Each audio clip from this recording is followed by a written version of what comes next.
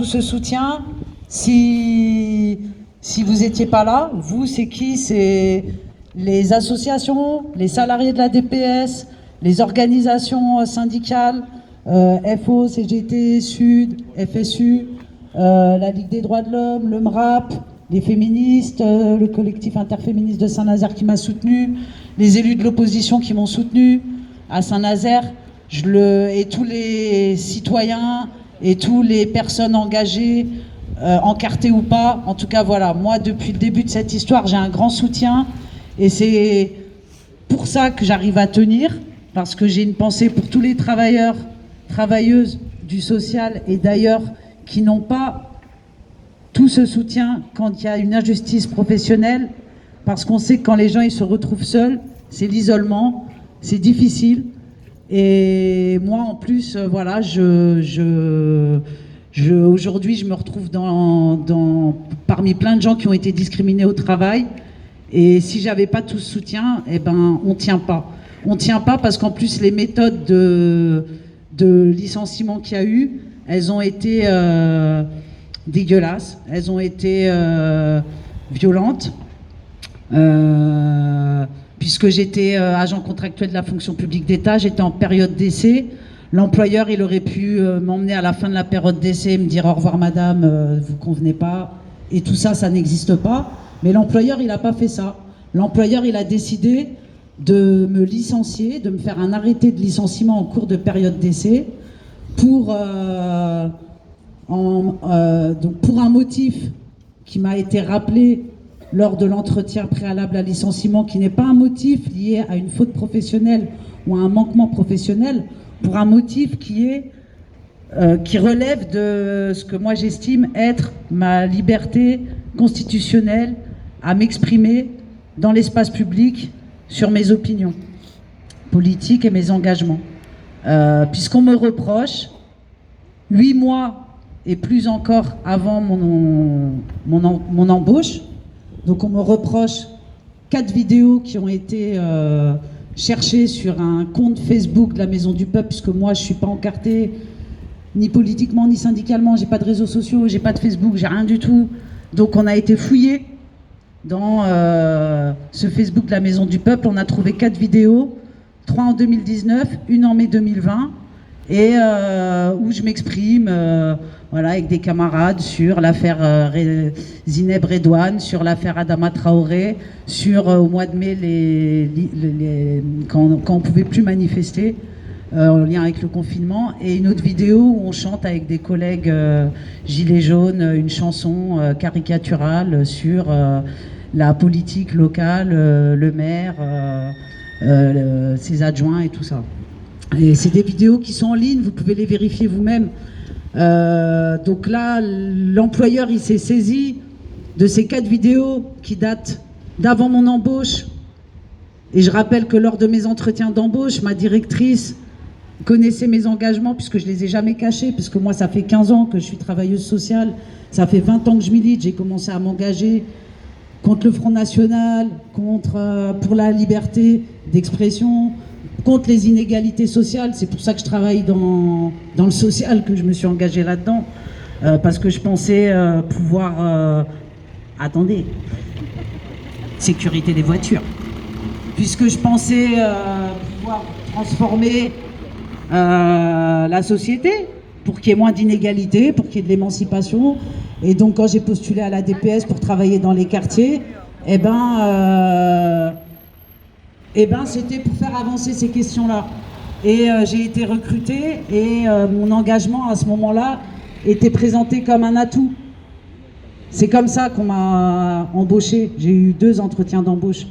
Donc, le 24 mars, j'ai été licenciée de manière sèche. C'est-à-dire que je rappelle aussi... Enfin, voilà, je pourrais ajouter d'autres détails. Le fait que lors de l'entretien préalable à licenciement, j'étais accompagnée d'un délégué du personnel. Ma directrice a essayé de l'empêcher de m'accompagner, c'est-à-dire a empêché dès le début que j'ai accès à mes droits. Elle a essayé de m'isoler. Aujourd'hui, on va partir là, donc au tribunal administratif, puisque moi je fais un recours par rapport au fait que je ne conçois pas qu'en France on puisse être licencié pour des faits extra-professionnels qui ne relèvent pas, pour des choses que la justice ne m'inquiète pas. J'ai un casier qui est vierge. J'ai jamais été inquiété de près ou de loin par rapport à tous les engagements que j'ai pu avoir.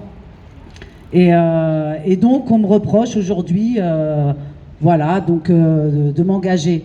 Moi, je pense qu'on fait un exemple. Je pense que la manière de me licencier, c'est faire un exemple et c'est passer un message. Et c'est passer un message à tous les travailleurs, à tous les travailleuses sociaux, je sais plus. Et pas que travailleurs sociaux, à tous les travailleurs. On passe un message. Le week-end, je ne sais pas ce que vous avez prévu de faire, mais le week-end, soit il faut faire des plats de lasagne, soit il faut aller cueillir du muguet, soit il faut peut-être avoir sa carte au Parti Socialiste, je ne sais pas, je me pose la question. En tout cas, moi, visiblement, un jour, j'ai mis un gilet jaune et à partir de là, comme m'a dit ma directrice lors de l'entretien préalable à licenciement, je ne peux plus imaginer d'être cadre à Saint-Nazaire. Donc ça, c'est aussi, on parle de quoi là? On parle d'une interdiction de travailler sur un territoire pour un délit d'opinion. Voilà ce qu'on me dit. Donc ça, je ne l'accepte pas. Il est hors de question que ça soit une injustice de plus. Et c'est pour ça que je compte sur vous aussi et sur les médias, pour qu'on en parle, pour qu'on dénonce ça, et que dans le contexte dans lequel on est actuellement, c'est très très inquiétant. La mairie de Saint-Nazaire, puisque lors de l'entretien de... Pourquoi je parle de la mairie de Saint-Nazaire? Parce que lors de l'entretien préalable à licenciement, donc ma directrice m'a rappelé que j'avais fait aucune faute ou aucun manquement, et elle m'a expliqué très tranquillement que des élus et des techniciens de la mairie de Saint-Nazaire m'avaient repéré. Et que parce que ces gens m'avaient repéré, ces gens-là ne sont pas mon employeur, que ces gens-là m'avaient repéré, je ne pouvais plus être un partenaire, donc je ne pouvais plus être embauché à la DPS et représenter la DPS dans ses missions, ni conduire mes équipes. Donc ça aussi, je ne comprends pas. Je me pose beaucoup de questions sur l'indépendance politique des associations, des structures qui sont subventionnées par une ville, par un département. Qu'est-ce que ça veut dire aujourd'hui? La mairie de Saint-Nazaire dit elle-même qu'elle n'a pas à se mêler de ce qui se passe entre un employeur et un employé. Donc je ne sais pas qui joue à quoi. Je ne sais pas si on veut me rendre chèvre, mais en tout cas, non, on ne me rendra pas chèvre. Parce que je suis entouré. C'est pour ça qu'on ne devient pas fou, parce qu'on est entouré. Parce qu'il y a des gens qui vous soutiennent, il y a des gens syndiqués, professionnels, d'associations, des médias, qui dénoncent ce qui se passe. Et voilà, et je voulais dire autre chose, mais je suis en train d'oublier, excusez-moi. Mais en tout cas, voilà, il y a quelque chose qui se passe, qui me questionne beaucoup, puisque ça ne m'est jamais arrivé. Comme je dis, j'ai toujours été engagée, j'ai été responsable de centre social pour la mairie de Stein, j'étais employée par un maire, j'ai été employée par une association institutionnelle ultra subventionnée, SOS Femmes 93. J'ai jamais été inquiétée sur mon professionnalisme. Donc là, aujourd'hui, moi, je dis qu'on jette l'opprobre sur mon intégrité professionnelle, sur mes compétences professionnelles. Ça, c'est inacceptable. C'est inacceptable. Et voilà. Donc aujourd'hui, on va marcher ensemble là, jusqu'au tribunal administratif. C'est une première audience pour voir si on me maintient ou on ne me maintient pas.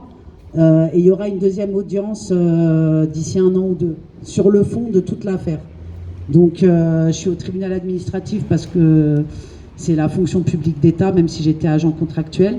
Et ce que je veux dire aussi, c'est que on me reproche, c'est ce qui va se discuter aussi tout à l'heure, on me reproche aussi tous les soutiens que j'ai, tous les articles médiatiques. Dans le mémoire de la DPS, de l'avocat qu'ils ont, ils expliquent que les attaques, que tous les communiqués qu'il y a eu, les soutiens affichés constituent des attaques violentes contre la DPS et le GIP. Je ne sais pas de qui on se fout. Je ne sais pas qui vit de la violence. Donc aujourd'hui, on me défend de me défendre. Donc c'est hallucinant, cette histoire. Donc voilà, on va s'arrêter là. Mais ça, je pense aussi que c'est un message pour tous les travailleurs.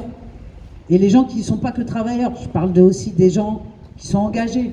Je veux dire, aujourd'hui, une institution vous violente, bafoue vos droits, des gens décident de dire la vérité de ce qui se passe, et moi, ça, c'est quelque chose qu'on me reproche. On me dit que ça constitue des attaques violentes. Donc, encore une fois, la victime, elle devient agresseur. Ça, c'est des procédés qui sont inacceptables, et voilà que moi, je dénonce. Donc, j'ai raison de me défendre, vous avez raison de me soutenir,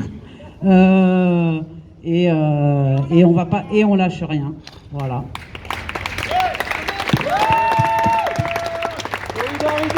Donc, voilà. S'il y a quelqu'un qui voulait faire un mot, n'hésitez pas. Sinon, on y va.